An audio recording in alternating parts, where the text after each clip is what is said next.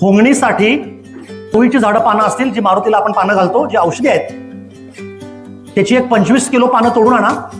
फांद्या, फुलं, पानं सगळी. त्याच्यामध्ये 2 प्रकार असतात, निळ्या रंगाची एक असते, पांढरी एक असते. कुठलीही चालेल, पांढरी सर्वोत्तम, निळी पण चालते. ती 25 किलो घेऊन या. कडबाकुट्टी मशीनमध्ये घालून त्याचा भुगा करा किंवा कोयत्यानं यांना भुगा करा बारीक. 200 लिटरच्या ड्रममध्ये 25 किलो रुईचा पाला आणि फांद्या टाका बारीक केलेल्या.